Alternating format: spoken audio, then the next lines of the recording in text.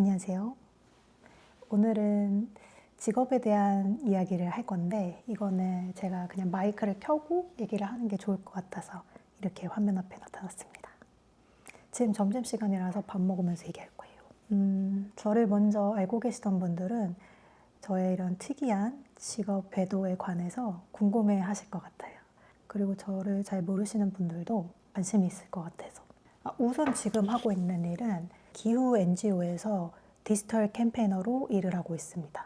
제가 이 일에 대해서 설명하기 전에 왜 이 일을 선택하게 됐는지, 그다음에 그 전에는 어떤 일을 했는지를 먼저 얘기를 드려야 될 것 같아요.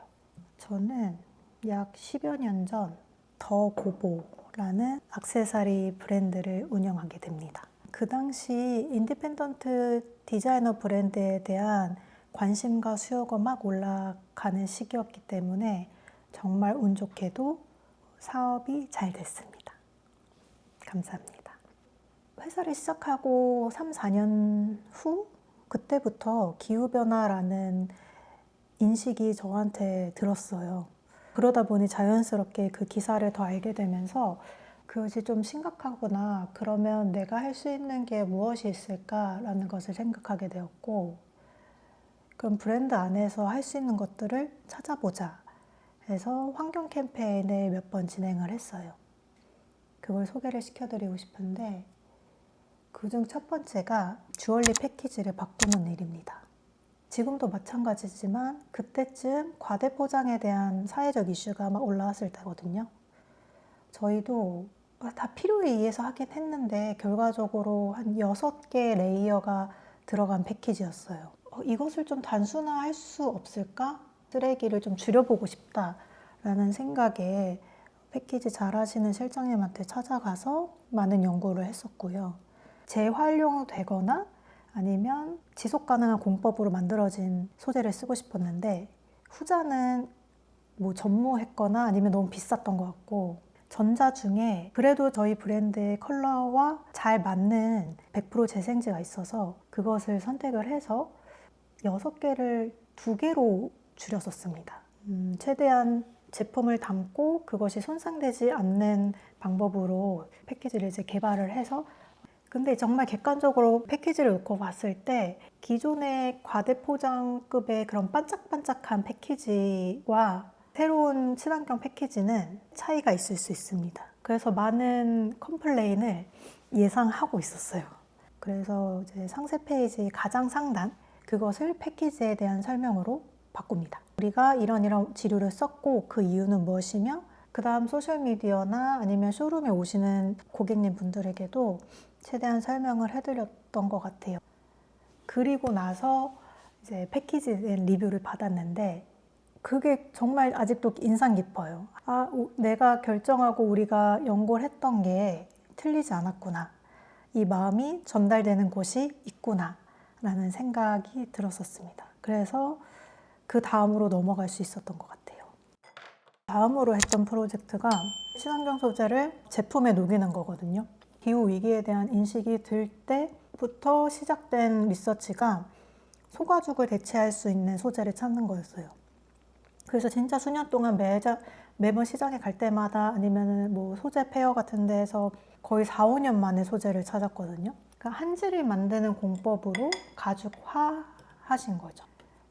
여기서 제가 특히 좋았던 거는 그 소재 자체에 항균 기능이 있다는 거, 가볍다는 거. 저는 이제 가벼운 가방을 소비하는 것도 제작하는 것도 좋아하기 때문에 입구성이 어마어마무시하게 좋다는 거. 이것이 저의 조건에 맞았고, 친환경 제품을 만든다고 했을 때 제 기준은 수십 년간 편애해왔던 그 소재나 제품 사용감을 만족하면서 더 나은 스토리를 전달해야 된다고 생각하거든요. 예쁘고 편해. 근데 좋은 소재로 만들어졌네? 내가 지속 가능성에 기여를 했네? 기분 좋다. 라는 생각의 흐름이 가장 일반적이라고 생각을 했었기 때문에 가죽을 대체하는 소재에 있어서 엄청 까다롭게 굴었어요. 근데 이게 단순히 예쁜 제품을 만들어서 내는 게 아니었잖아요.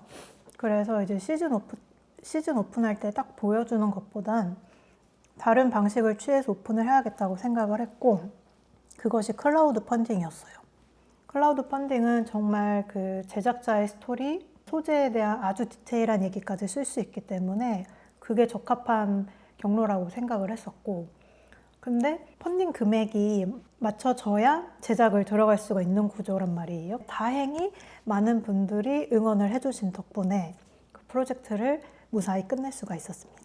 그리고 자신감이 붙은 저는 또 다른 제품을 만들고 싶은데 그것이 해피문데이와의 협업이었어요.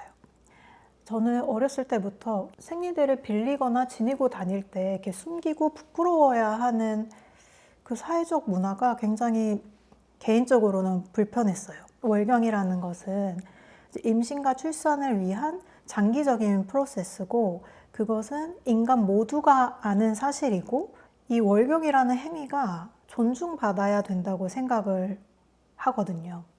근데 월경을 하는데 필요한 툴인 생리대나 뭐 다른 탐폰을 막 화장실 갈 때 막 여기에 껴가지고 막 이렇게 싸가지고 막 이렇게 하고, 막 생리대 있어? 혹시 남는 거 있어?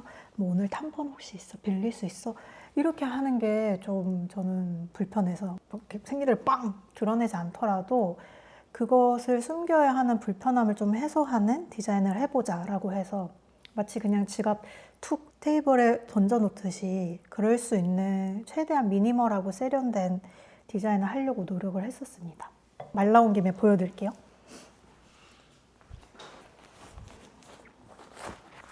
이것입니다. 너무 오래되고 많이 써서 약간 세월감은 있지만 정말 그냥 미니멀하게 만들고 싶었어요. 그냥 가볍게 넣을 수 있는 크기입니다. 제가 좋아하는 디자인은 세면대 다 젖어 있고 하면은 이렇게 해서 막 이렇게 해야 되잖아요. 근데 그런 걸 좀 해소할 수 있지 않을까 해서 여기 밴드를 달았습니다. 그래서 이렇게 껴서 닦을 수 있는 거죠. 저는 아직까지 너무너무 잘 쓰고 있는 제 디자인입니다. 이 세 개의 프로젝트가 제 기준에선 아주 성공적으로 잘 끝났어요. 브랜드 측면에서도 오히려 더 좋은 이미지가 만들어질 수 있었던 것 같아요. 근데 마음 한켠에서는 숫자적으로 임팩트를 내어본다면 기후 위기의 현실에 비해 제가 하고 있는 건 너무나도 미미한 것 같은 거예요. 그럼 내가 이 사업 외에 진짜 임팩트를 만들 수 있는 역할을 할 수 있지 않을까? 라는 생각에 기후변화에 기여할 수 있는 일을 하기 위해 마음을 다잡습니다. 근데 제가 환경 쪽을 공부한 것도 아니고 관련된 일을 한 것도 아니니 사실 무에서 시작하는 거잖아요. 근데 그러던 와중에 저는 정말 어릴 때부터 디자인 유학을 해보고 싶었거든요. 그것이 예전에는 패션 디자인이었다면 지금은 환경과 관련된 디자인인 거죠. 아무튼 여차저차 해서 네덜란드로 디자인 유학을 하고 돌아옵니다. 근데 제가 더고보 사업을 접을 때 나름의 세운 기준들이 있거든요. 내가 다른 일을 하게 된다면 나는 어떤 환경에서 일하고 싶다. 그 중에 제일 큰 게 무조건 같이 일하는 환경이었어요. 제가 직원 친구가 있기는 했지만 혼자서 보내는 시간이 조금 외로웠어요. 그래서 다음에 일을 하게 된다면 마음에 맞는 사람들이랑 사업을 시작하든지 조직에 들어가든지 하는 방법으로 무언가 같은 미션을 바라보면서 으쌰으쌰해서 공부해갈 수 있는, 성장할 수 있는 조직에서 일을 하고 싶다라는 게 있었습니다. 근데 이제 사업 아이디어도 없고 같이 하고 싶은 사람도 아직 없었기 때문에 제가 할 수 있는 선택은 회사에 취업하는 거였어요. 정말 제 주변 모두가 저에게 했던 말, 제 성격을 알고 있는 모두가 저한테 했던 말, 사업을 해본 사람은 특히 너는 남 밑에서 일 못해, 얼마 못 갈 거야 라고 했습니다. 근데 저는 그 말에 1000% 동의해요. 저도 그런 성향을 갖고 있고 그리고 사업도 해봤기 때문에 너무나 상상이 갑니다. 얼마나 힘들지. 근데 저는 어마무시한 청개구리거든요. 누가 하지 말라 그러면 그냥 본능적으로 하고 싶고 하라 그러면 하기 싫고 막 그래요. 왠지 모르겠지만. 그래서 동의해. 맞아. 나도 그럴 것 같아. 근데 해볼게. 우선 보자 내가 맞는지 안 맞는지가 된 거죠. 그래서 지금 다니고 있는 곳이 그 첫 번째 회사예요. 제가 회사에 대해서 좀 얘기를 하면 여기가 다른 기후 NGO랑 다른 점이 좀 있어요. 보통 대부분 NGO는 정부를 대상으로 정책을 제안하는 일을 하고 펀딩도 받지만 대중에게 기부를 받기도 하거든요. 근데 여기는 100% 펀딩 기반으로 구성되고 그 다음에 제일 다른 점은 그 행동의 대상이 정부가 아니라 기업이에요. 기업이 가장 많은 온실가스를 배출하고 있는 배출자이기 때문에 이제 기업이 바뀌어야 이 온실가스의 문제를 해결할 수 있다. 기업을 바꿔나가는 미션을 갖고 있거든요. 대부분 글로벌 대기업들은 이미 이제 기후 약속을 한 상태예요. 뭐 재생에너지를 몇 프로 몇 년까지 이렇게 하겠다. 근데 약속만 하고 지키지 않는 기업들이 다반사기 때문에 이제 기업을 타겟해서 기업의 공약을 분석하고 그들이 약속한 것들을 이행할 수 있게 최대한 도와주고 압력하는 그런 단체입니다.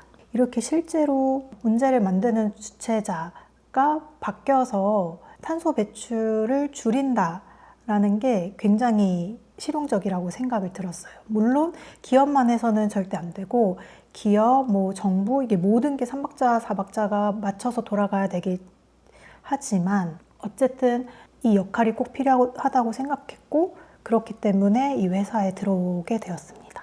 저의 그 잡 타이틀이 디지털 캠페이너예요. 기업마다 캠페인이 따로 있을 건데 디지털 상에서 일어나는 캠페인들을 더 대중들이 쉽게 이해할 수 있게 기획하는 일을 하고 있습니다.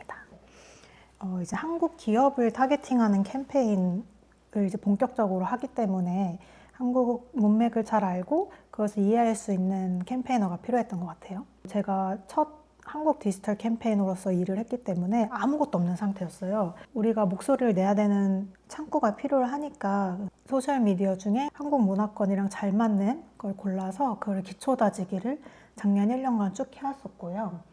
소셜미디어의 전반적인 전략을 짜고 각 컨텐츠를 기획하는 게 생각보다 저랑은 잘 맞더라고요. 1년 정도 해보니 유튜브를 해도 재밌을 것 같다라고 해서 유튜브를 시작하게 된 거고요. 그리고 올해는 작년에 준비했던 그 캠페인이 좀 본격화될 거예요. 그래서 저도 조금 업무의 결이 많이 달라졌어요. 작년에는 소셜미디어에 좀 집중을 했다면 지금은 그것을 이제 기반으로 한국의 컨슈머 캠페인을 어떻게 효율적으로 할지 이에 대한 전략을 짜고 있습니다. 제가 지난 1년 동안 일하면서 느꼈던 거, 뭐 좋아했던 작업들을 좀 얘기를 해보려고 하는데요. 우선은 최근에 했던 작업 중에서 좀 제가 좋아하는 주제, 그 다음에 비주얼이 있어서 보여드리고 싶습니다. 완벽하지 않아도 괜찮아 라는 컨텐츠거든요.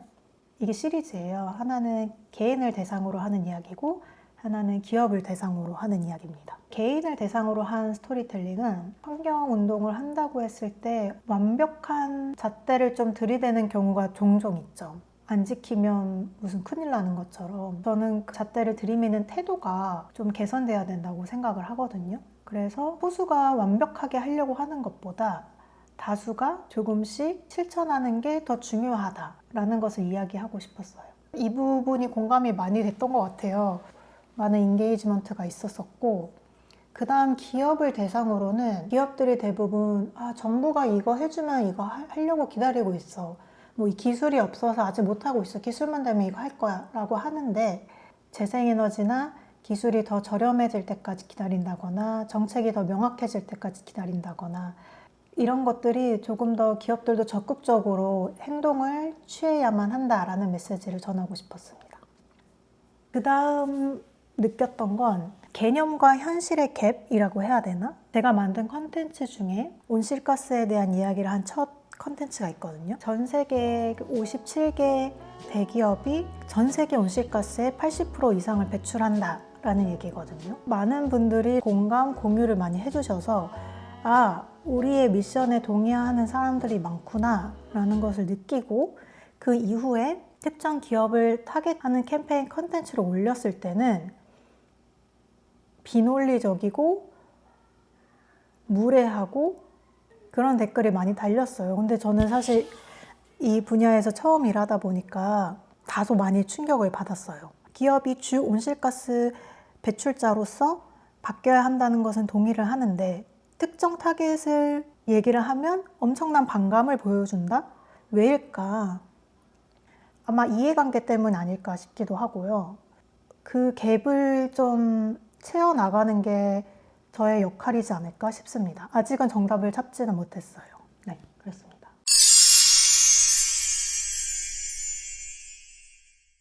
사실 작년 한 해는 적응하느라 시간을 다 쓴 것 같아요. 예전에 일했던 그런 조직 문화가 아니라 영어 써야 되지? 다양한 문화권의 사람들 그 문화를 좀 이해를 해야 대화가 되니까 그거 배워야 되지? 분야마다 언어가 다 다르잖아요. 그 언어 플러스 영어까지 해야 돼서 그것을 계속 배우고 익히려고 하는데 시간을 많이 쓴 것 같아요. 그런 점은 힘들었지만 한국의 그 조직 문화랑은 전혀 다르거든요. 그래서 그런 것 때문에 힘들었다는 없었습니다. 다만 저는 개인적으로 배우고 성장하는 것에 엄청 가치를 두는 편이에요. 이 조직이 나의 그런 니즈를 만족시켜줄 수 있을지는 한 해 더 해봐야 알 것 같아요. 하지만 결론적으로 사업하고 나와도 누구 밑에서 일할 수 있다 입니다. 너무 그 프레임에 자신을 가두지 않았으면 좋겠어요. 그리고 직업 전환에 대한 얘기를 좀 해볼게요. 저는 총 2번의 전환을 했거든요. 대학교 졸업하고 첫 사회생활 직장으로 네이버에 취업을 했었어요. 전공을 컴퓨터공학을 했었기 때문에 관련된 부서를 갔었으나 저랑 잘 맞지 않는다는 사실을 이미 알고 있었으나 일하면서 확신을 하게 되고 그다음 제가 바래왔던 브랜드를 하게 됐던 거죠. 브랜드를 바래왔다기보다는 패션 디자인을 계속 하고 싶었어요. 참 안정적인 직업을 두고 미래가 불명확한 직업으로 전환을 한다는 게 엄청 큰 결심이었거든요. 어느 누구도 찬성을 한 적이 없었고 저 자신도 확신이 없었을 때 그 당시 남자친구가 유일하게 저의 재능을 믿어준 사람이었어요. 그래서 그 덕분에 직업을 바꿀 수 있게 되었습니다.